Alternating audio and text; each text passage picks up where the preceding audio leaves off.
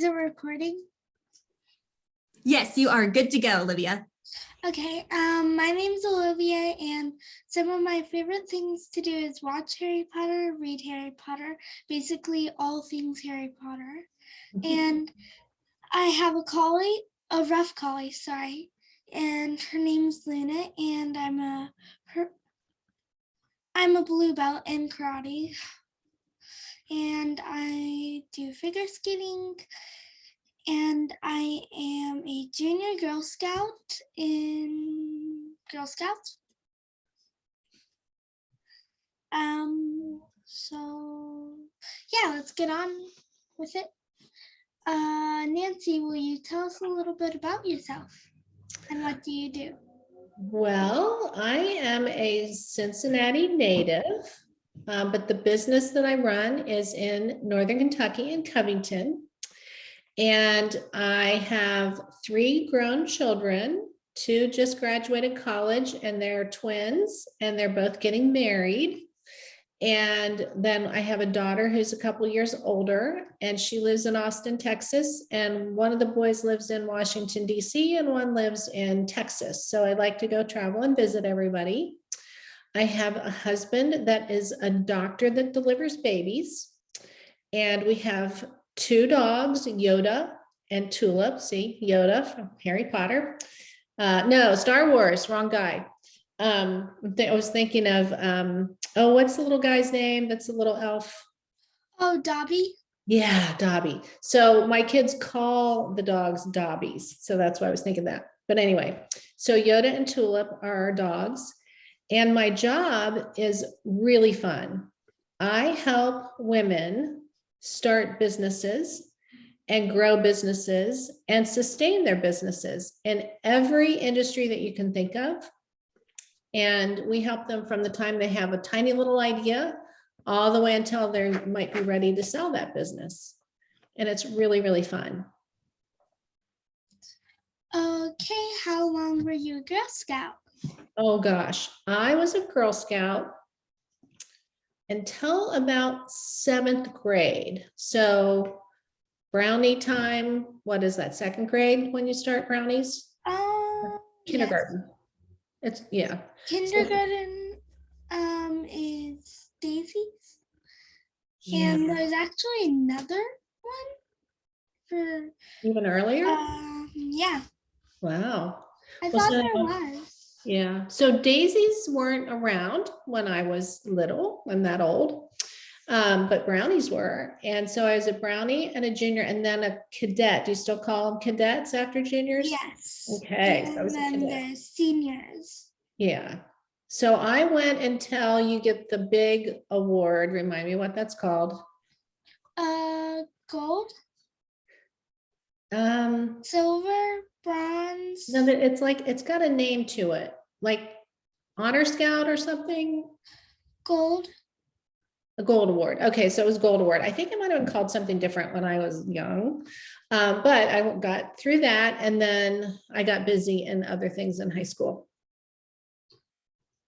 But then I was a troop leader, a helper, not really a leader, when my daughter was in Girl Scouts.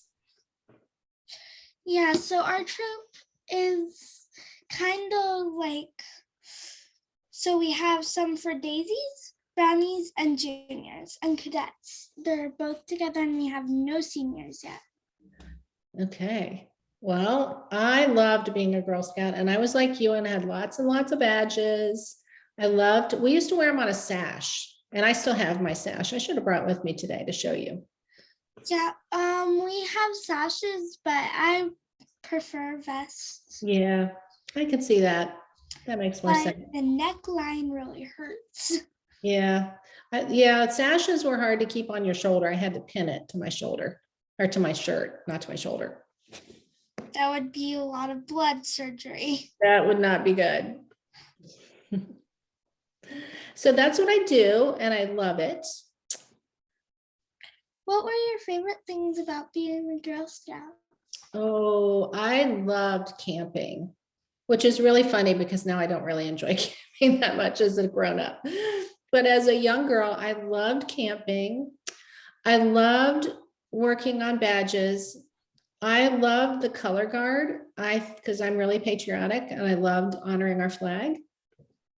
I love being with all my girlfriends. I had a Girl Scout leader named Honey Bear, and everybody loved Honey Bear. And I am still friends with her daughter, which is really fun.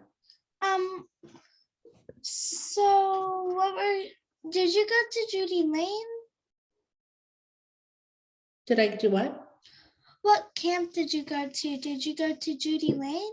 Back then, I was in Ohio, and so we went to Camp Joy, which used to be a Girl Scout camp. And there was one up in Ross, Ohio, that we used to go to. I don't remember some of the names, but they were more in like in the Ohio, Hamilton County area, Butler County, Ohio. So what is your favorite part about your career?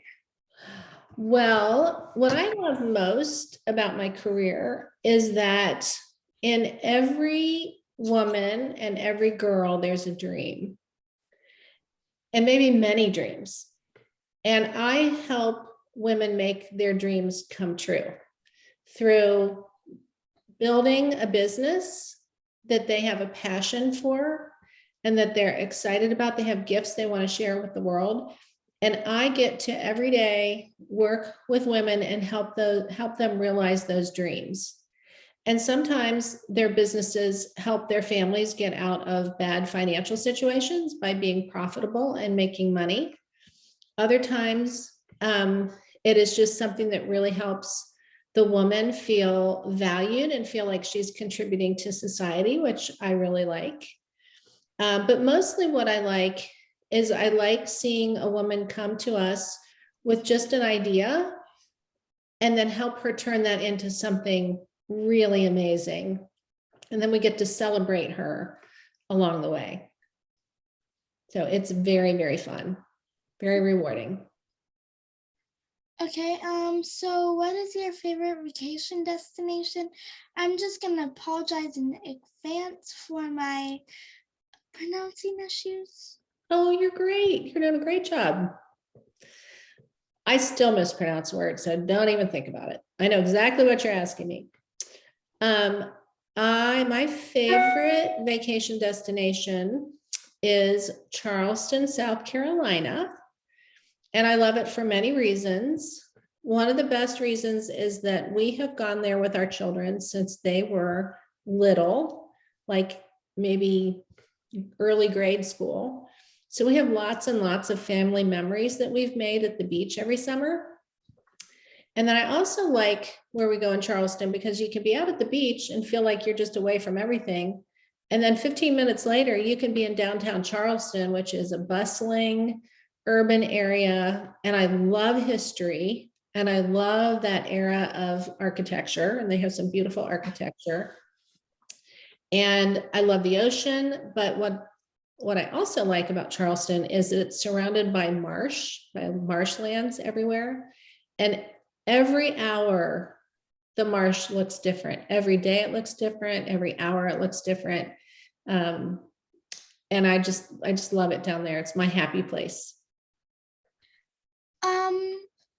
So have you ever taken any pictures at the beach in the sunset? Oh yeah, lots of them. Lots of them. Self-care is very important now more than ever. What is the ways you do self-care? It is really important, and it's an important thing at every age for a young woman or somebody older like me. I drink a lot of water. I like to get a lot of sleep. I'm pretty good about getting a decent amount of sleep, like around somewhere between 7 and 8 hours every night at least. I exercise. I do yoga, and I do spin classes, and I do a circuit weight class, and I like to walk a lot. So those are some things I do. I also like to get my nails done. I like to get my hair done, but you can tell I haven't done it lately. I need to. And I love to spend time with my friends. So what is a spin class? That would be like, you might call it cycle, where you're on a stationary bike and you're in a classroom with other people and you're riding at all different speeds and different resistances on the bike. It's a really good workout. It's hard though. My friend's dad has a bike, like a bike in their old apartment. Kind of like that. Mhm. It doesn't go anywhere. Like you're riding, but you don't go anywhere. Yeah, it's like held to the ground by not weights, but But like a stand. yeah. Yeah, that's it. Mhm. Where would we find you on a Saturday morning? Well, the question that I have says a Saturday morning at 10 a.m. So before 10 a.m. every Saturday morning, I try to get myself out of the house at 7:30 and I go to an 8 o'clock circuit class at the Cincinnati Sports Club, which I love. And then after that, I run my Saturday errands. Like I have 3 or 4 things that I do every Saturday errand wise. I usually go get myself a nice cup of Starbucks or some other coffee shop. And that's pretty much what I do on Saturday mornings. Okay. Well, I used to think the Saturday morning question at 10 a.m. was a little creepy. A little creepy. I guess it'd be worse if it, where are you at 10 o'clock at night? Yeah, I used to mispronounce it to 10 p.m. Oh, well, at 10 p.m., a lot of times I am asleep. Yeah, on weekdays I am, but this week I don't have to. You're on spring break. Mhm. So, what time do you go to bed? I go to bed at, normally I go to bed at 9, but this time my parents don't know when I go to bed. And what time do you have to get up in the morning? Anytime. But I usually get up at 7. But at spring break, I get to sleep in, but I usually wake up at 10. Yeah. So you're getting your good night's sleep. That's good. Yeah, but I seriously don't know when I go to bed. Don't check the clock. We don't have clocks. When you're tired, your head hits the pillow, right? Mm-hmm. And how do you balance your career, personal life, and passions? Well, you know, I think balance is one of the hardest things for a woman. And the reason it's so hard is that we, and you'll find this as you grow up, and I'm sure you see this in your mom already and some of your other troop leaders, we're balancing a lot. We take care of a lot of people. We take care of family. We take care of friends. In my case, taking care of parents a little bit. We take care of pets. And in the middle of all that, we still need to work and take care of our home and take care of ourselves and have some things that we're interested in that we do. So I use my calendar a lot. And I look at every week and I map out what's on my week. And I am really pretty diligent about if my schedule is overcrowded and it's balanced too far in one direction, like if I'm doing too many fun things and I don't leave myself enough time to work, then I fix that. I take some fun things off and balance it out. Or if there's a week when I'm just working way too much and I have too many appointments, I reschedule some of those appointments so that I'm sure that when I have appointments, that they're good quality appointments and they are moving my business forward. Mm-hmm. That's all the balancing act. Okay, so what, I have 2 things to say. What my schedule is usually kind of packed No, it's packed. Sounds like it. Monday, I have nothing. On Tuesday, I have karate and Girl Scouts. On Wednesday, I have nothing. On Thursday, I have piano. And on Friday, I have karate. And on the weekend, I have Girl Scouts and everything else. Yeah, you have a lot going on because you have to fit your ice skating in there too, right? Yeah, but I tend to get scared on the ice when I skate, when there's a lot of people around, because I got a bruise when my friend got too close to me. Now I'm scared of it. Yeah. So you try to go when it's not so crowded? hmm And I still get scared when there's like 5 people on the rink. Do you know one of the best ways to not be scared of something anymore? Overcome it. Well, but how? What's a tool that you could use to overcome it? Maybe try and skate away from them.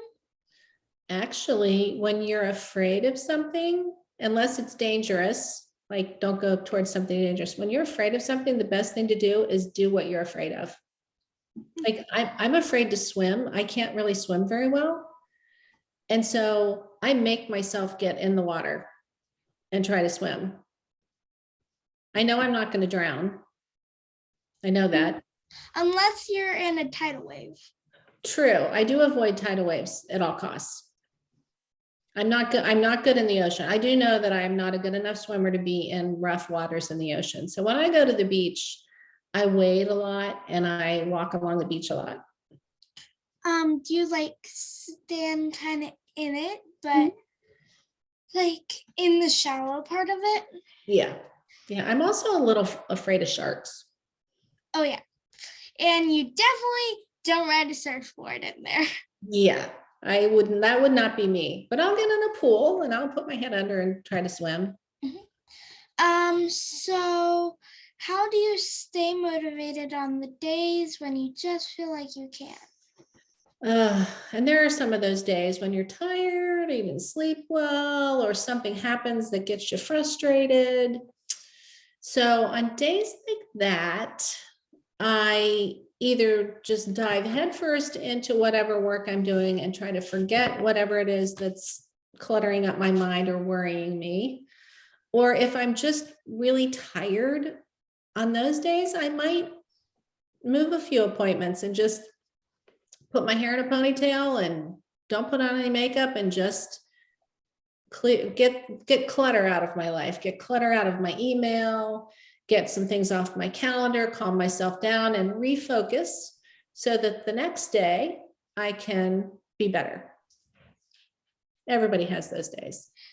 And I'm gonna say one more thing until we get to the next question. So, oh, I remember. I forgot again. Oh yeah, I remember. What is your favorite thing to do when you're bored, basically? Ooh, when I'm bored, I don't get bored very often. What would be something, if I were bored, I would pick up a good book and read a good book. I don't watch a whole lot of television, but I might watch like a series or something that I like, that's something that might just make me laugh. Or strangely, something that I like to do is I like to declutter my house. So sometimes if I have extra time and I'm a little bored, I might just go and declutter a room, get rid of stuff. I actually kind of like cleaning a lot too. You like feeling organized? No, I'm not organized at all. But do you like the feeling you get when you are organized?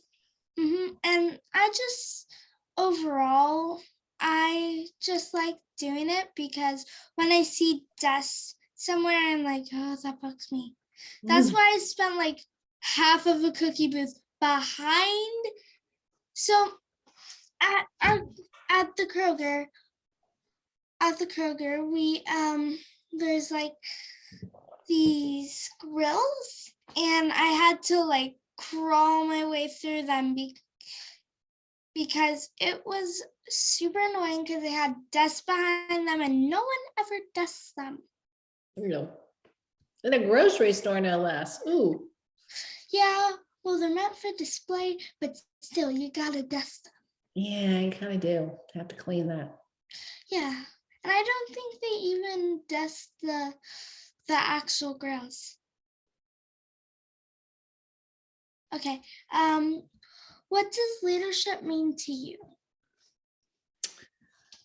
I think leadership means being an example that other people can follow in a positive way, and building up the people that you are leading, making them feel good about themselves and good about their input into whatever situation that you're in. What is your style of leadership? I think my style of leadership is sort of lead by example, and it's also very collaborative. I like people on a team. If I'm leading a team, I like them to figure out the answers to things, because then they have kind of buy-in into the solution. Instead of being just people who recognize a problem, I want people to find the solutions. And I think working together as a group to find solutions is always a good thing. So I'm gonna say one thing before we get on to the actual question. What is your favorite book series? Oh, my favorite books, when I was your age, my favorite book series was the Nancy Drew mysteries. Oh yeah, I really like watching the movies of them. We Yeah. don't know where to find those. I like watching the new one and the old one. The old one's really cool because I love how it's like they make these little ghost things, and I feel like it's a Disney movie, because Disney, when it was made, it was very, very, very new for its time. Oh, interesting. Yeah, Like, that was probably my favorite book series when I was your age. yeah. So what qualities do you think makes a great leader? So I think a great leader can be a lot of different things, because you have to lead with the kind of personality that you have. You can't try to be somebody that you're not. But I do think that most leaders have a concern for other people that they're leading. They're leading for the purpose of bringing other people along, not leading to be in charge. And I think somebody who is a good leader has a lot of integrity and compassion for the people around them. Mm-hmm. So what I was gonna say, so Disney on fine. Is there a leader you look up to and why? Oh gosh, there are a lot. There are people in history that I look up to. Particularly, I like to look up to women leaders. I really liked Ruth Bader Ginsburg. And even though it has nothing to do with politics, because I may or may not agree with things that, she may or may not agree with things about me politically or whatever, I thought that she just was a person of integrity. She was brilliant, just one of the most brilliant minds. And she was super hardworking. I mean, she worked up till practically the day she died on the Supreme Court. She was working in a world that was very, very difficult for women of her era to work in. And she always did it with class and grace. Even though she was really passionate, you didn't see her really like lose her temper. So that's somebody I really look up to. Trying to think of someone that you might be a little bit more familiar with? One of my favorite leaders is, leaders that I look up to is Dove Cameron. Yes. How important is it to have a mentor to grow as a leader? It's really important. I think that we all as women should always have various mentors, not just one. And that as a woman, we should have both male and female mentors because they have different kinds of networks that they can introduce us to. They have different perspectives that they can help us with. And I think that you can have a formal mentor where you sit down and establish the fact that you are in a mentor-mentee relationship and have kind of guidelines, or you can have a very informal friendship type mentorship where you just get together on a regular basis and you share with each other and you learn from this mentor. But I think the really important thing too is that a mentor should also be learning from her mentee and the other way around. So it shouldn't just be a one-way street. It should be a give and take. So I found that in a book of American Girl and a movie.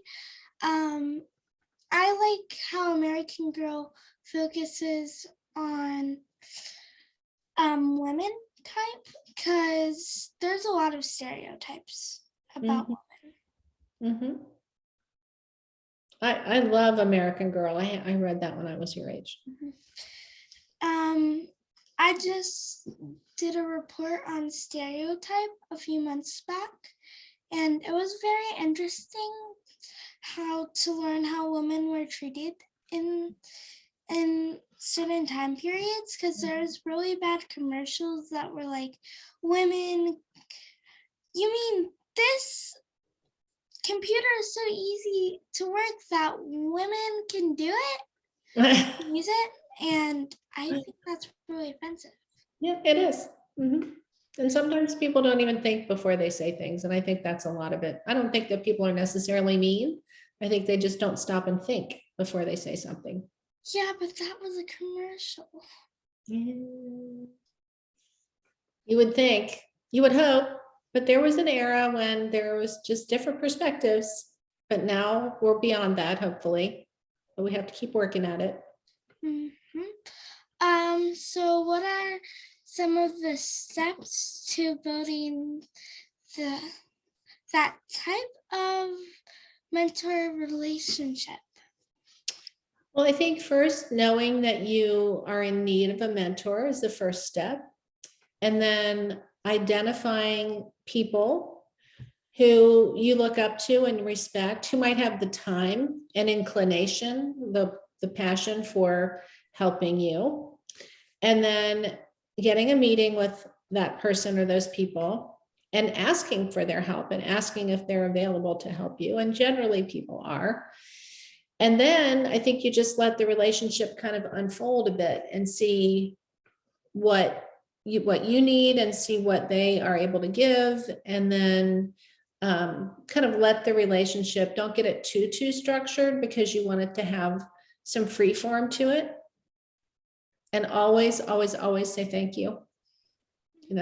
Even if it's just a text after you've gotten together, thank you so much for your time. I really appreciate you investing in me.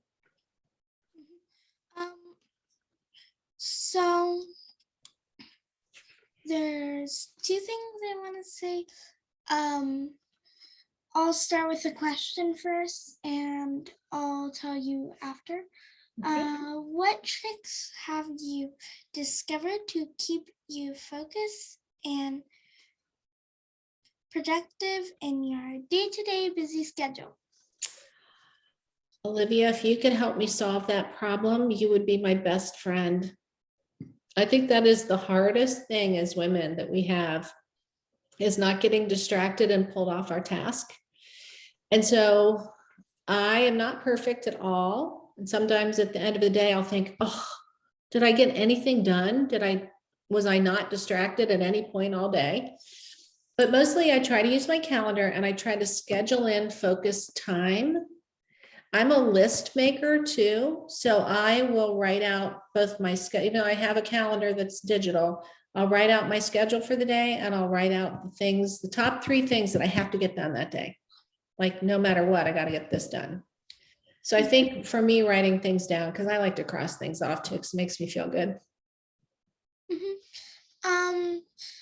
So I have a lot of that stuff at school. It's really hard for me to focus because everyone is yelling in my classroom and it's annoying.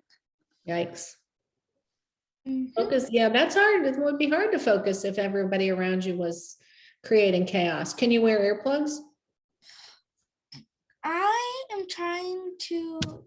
I'm gonna ask my teacher if I'm allowed to do music in the classroom because it helps me focus a lot There you go. and I won't have to listen to them. I think it's important to let anybody who's a leader in your classroom, whether that's a teacher or a leader in an organization you're involved in, I think it's important to let them know what you need. And it sounds like you need some quiet and some focus so that you can think straight and focus on your work. And that's a perfectly reasonable request. Mhm. She's tried to get it to stop, but it won't. On to our next question. How do you admire someone else's success without doubting your own self-worth? Well, as women, we can be kind of bad about that sometimes. And I think it's super. You okay? Yeah. I think it's super important to always be happy for other people. I think if you are really happy about somebody else's success, even if it's something that you wish you were good at, but you're not, and they are really good at it, it's so much better and so much healthier to be happy for that person than to be jealous or to not give them the credit they deserve, because that takes a lot of negative energy. And I think it takes a lot of positive energy to look at someone doing something. So let's say, for instance, I am not a good ice skater, but I love to watch figure skaters. I just think it's so graceful and so beautiful. But when I watch someone else, there's a part of me that says, oh, I wish I could do that. But the bigger part of me says, I am so impressed because I know how hard that is for somebody to learn it and to stay up on their skates and to do all those fancy things on the ice. I think that's amazing. So I think it's really important to think about the other person and don't think about yourself when you are admiring someone. Yeah, like what you say about ice skating, like how it's really hard, because I have this weird thing with roller skating and ice skating. When I roller skate, I'm bad at ice skating, but when I ice skate, I'm bad at roller skating. I don't know why. Well, I think isn't it kind of a little bit two different things because you're Yeah. balancing differently? Because you don't balance much in roller skates because you have 4 wheels, but in ice skates, you have a blade that's down the middle. Yep, kind of like the difference between riding a bike and driving a car. Well, the car Yes. has those 4 wheels and sort of drives itself, but your bike, you kind of have to be the one that does all the work. Because you have to pedal. Right. Balance. But if you're good on the bike, you would probably be good on the car. Let's hope. Yeah, we don't want the street crash. Last question. What do you believe will be the biggest change for the next generation of female leaders behind you, and what advice would you give them and why? So, yeah, I think that women coming after me have similar challenges that I faced as I came up through my business career and also through raising a family. But I also think they'll have new and different challenges too. When I was first entering my business career and when I was first having my children and raising them, I didn't have to deal with social media. I didn't have to deal with people having opinions about other people, about things they don't really know about. And I didn't really have to deal with people always in my business from a social media standpoint. And so I could make more mistakes and not worry about the whole world knowing about it. I could make a mistake and learn from it and move on. Whereas I think the generation coming up, if we're not careful, you make mistakes and those mistakes then label you through social media and people exposing you when you've made a mistake. And I think that's really sad because there's nothing wrong with making mistakes. Everybody makes mistakes and we all learn from our mistakes. And I wouldn't know half what I know now if I hadn't had the opportunity to try and fail a few times on things. Mm-hmm.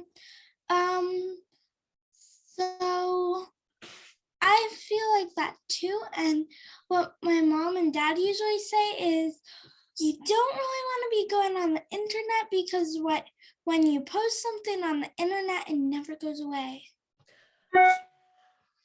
Yeah. And worse, other people get to post about you and it never goes away. And that's even worse. I wish we could fix that because I think it's not healthy. And I think that it's really important. I think part of having a good sense of self-esteem is to have made some mistakes and know that you have overcome that and then grow from those mistakes. But if everybody wants to only remind you of your mistakes, it's really hard for your self-esteem.